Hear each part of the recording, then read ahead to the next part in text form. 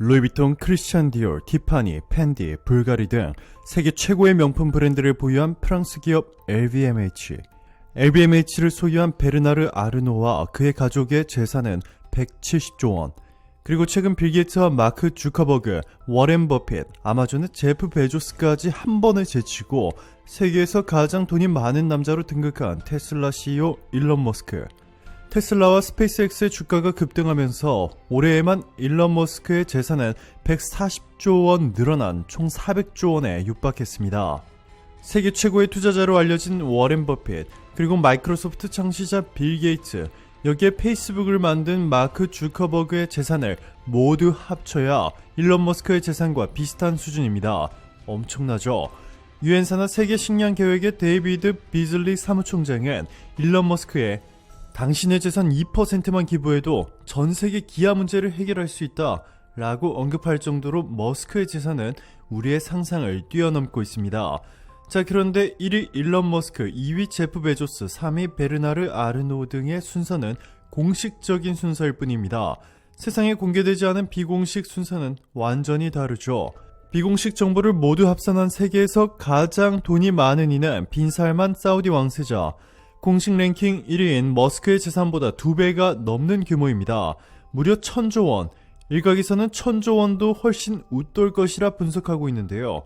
영국 매체 데일리 스타의 보도에 따르면 빈살만 왕세자의 개인 재산은 8,500억 파운드, 약 1246조 7375억 원으로 추정되고 있습니다. 빈살만 왕세자는 주요 글로벌 경제 매체가 매년 발표하는 억만장자 명단에는 오르지 못하고 있는 이유는 개인 재산이 사우디의 사생활 보호법 때문에 정확하게 파악되지 않을 뿐더러 왕가 재산과 정확하게 분리되기도 어렵기 때문입니다. 만수르 아랍에미리트 부총리도 같은 이유로 세계 억만장자 명단에서 빠지고 있죠. 빈살만 왕세자의 럭셔리한 삶은 무엇을 상상하던 한계를 뛰어넘는 수준입니다. 최근에는 빈살만이 새로 임시로 세운 야외 사무실이 공개되면서 화제가 되고 있는데요. 보시면 사막 한가운데 카페트 위에 파라솔 몇 개 설치한 것으로 보이지만 이곳은 놀랍게도 세계 문화유산으로 등재된 곳입니다. 이뿐만이 아닙니다. 4천억 원이 넘는 세계에서 가장 비싼 집을 소유한 것은 물론이고 자신의 집에 개인 전용 맥도날드가 있다는 소식이 전해지면서 이를 접한 이들은 입을 다물지 못하고 있습니다. 또한 빈살만 왕세자는 전 세계에서 유일하게 불곰의 나라 러시아의 푸틴 대통령을 면전에 두고 큰 소리를 칠 수 있는 유일한 남자이기도 합니다. 푸틴 러시아 대통령이 석유 감산에 합의하지 않자 빈살만 왕세자는 목소리를 높이며 푸틴을 향해 소리를 질렀다는 사실이 알려졌고 러시아에 보복을 하기 위해 오히려 석유 생산을 25% 늘려 물귀신 작전까지 감행한 것으로 알려졌습니다. 월스트리트저널은 빈살만 사우디 왕세자가 욱하는 성격이다, 때로는 이해하기 어려운 이상한 결정을 하는 젊은 지도자라고 설명했습니다. 자, 그런데 최근 이렇게 욱하는 성격이다, 과감한 판단을 내리는 빈살만 사우디 왕세자가 파격적인 결단을 내려 중국을 한순간에 초토화시켜버렸습니다.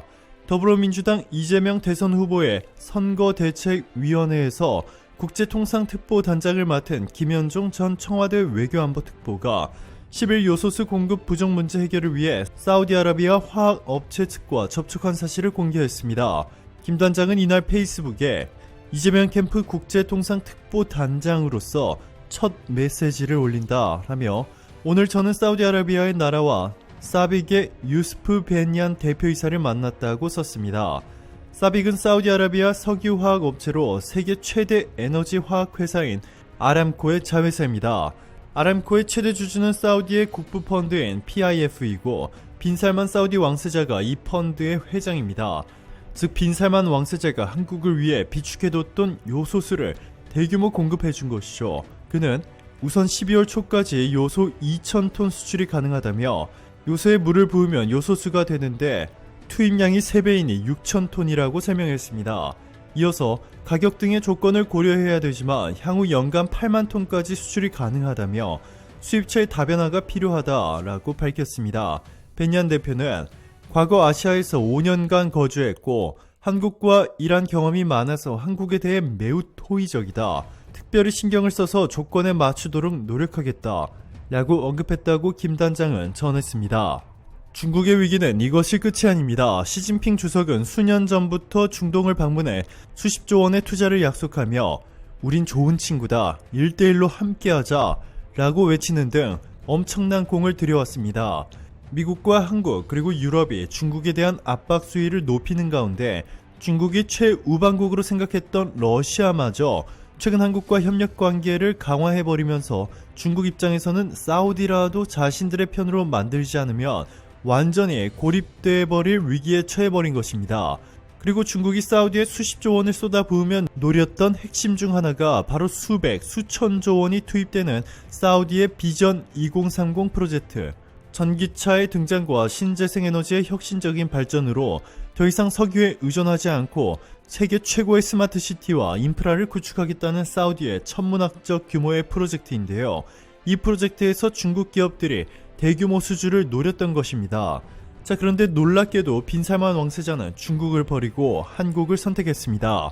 빈살만 왕세자가 주도하는 비전 2030에 2030년까지 5조 리알, 우리 돈으로 1550조 원이 투입되는데 중국 입장에서는 당연히 자신들이 수주를 따낼 것이라 예상했던 스마트시티의 핵심 인프라인 대규모 그린에너지 사업은 한국의 삼성물산이, 조선거 엔진 정유 부문은 중국 국영기업 대신 한국의 현대중공업그룹과 미래차와 수소산업과 관련해서는 한국의 SK가스를 선택하며 중국에 큰 충격을 주었습니다.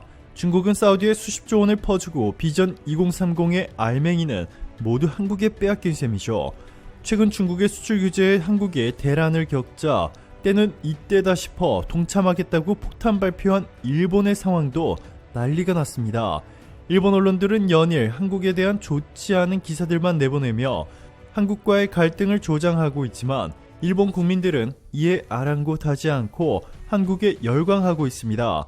그동안 일본 정부가 코로나 지원금으로 한 번에 1인당 무려 100만 원이 넘는 돈을 뿌려도 일본 국민들은 한 푼도 소비하지 않은 채 저축만 해 일본 경제 성장률이 올해 3분기 벌써 마이너스로 전환되며 큰 충격을 주었는데요. 이렇게 일본 국민들이 정부로부터 받은 지원금을 저축해 놓은 이유가 바로 한국 관광을 위해서였습니다. 일본 정부로부터 받은 돈을 한국에서 모두 소비하겠다는 것인데요. 최근 일본에서 한국 기내식 체험 행사가 열렸는데 이날 일본인 참석자의 경쟁률은 무려 20대 1에 달했습니다. 도쿄 시나가와 인터시티홀에서 열린 이번 한국관광 기내식 체험 행사에서 수용 가능 인원은 총 100명이었는데 무려 2,000명에 달하는 응모자가 있었습니다. 실제 아시아나항공 객실 승무원들이 기내식을 소개한 뒤 식사를 제공했는데요. 비빔밥과 과일 그리고 한국 음료와 디저트가 제공됐습니다. 이날 행사장을 찾은 시미즈 유카 씨는 한국 여행을 좋아했고 특히 한국 음식을 좋아해 한국에 가면 여러 식당을 다녔다며 한국에 가기 어려워 요즘은 넷플릭스로 아쉬운 마음을 달래고 있다 라고 설명했습니다. 이어 그는 한국에 갈 때 설레는 마음이나 기합 등 때문에 기내식이 맛있는 줄 알았는데 지상에서 먹어도 맛있다며 양국 간 왕래가 자유로워지고 격리 문제가 완화된다면 바로 한국으로 여행을 가고 싶다 라고 덧붙였습니다. 김우라 씨는 한국 여행을 너무 좋아해 석 달에 한 번씩은 갔었고 화장품, 미용 등에 관심이 많았다며 여권의 한국 입국 도장이 1000지일 정도였는데 코로나19 때문에 1년 반 넘게 갈 수 없어 너무 아쉬웠다 라고 말했습니다. 이어 그는 한국 관광이 가능해지면 바로 가고 싶다고 말했습니다. 이렇게 한국과 일본 사이 격리가 해제되면 엄청난 규모의 일본인 관광객들이 한국으로 몰려와 일본 정부로부터 받은 1인당 코로나19 지원금 수백만 원을 한국 관광에 모두 소비하려 하자 일본 정부는 이를 막기 위해 연일 한국이 코로나로 위험한 국가라고 헛소리 보도를 해대며 여행길을 막고 있습니다. 너무나 치졸하죠. 이뿐만이 아닙니다. 일본 언론들이 그토록 욕하며 오징어 게임이 일본의 배틀로얄을 베낀 것이고 시리즈 속 게임들조차 모두 일본 것인데 한국이 따라했다고 황당한 비판을 해왔지만 최근 일본에서도 오징어 게임이 TV 프로그램 순위 1위에 올랐다는 플릭스 페트롤의 발표가 공개되자 일본이 발칵 뒤집혔습니다. 급기야 이제 일본 언론들은 오징어 게임의 1위 랭킹도 조작된 것일 수 있다는 터무니없는 주장을 내놓기 시작했습니다. 오늘도 감사합니다. 최고로 멋진 하루 보내시길 바랄게요.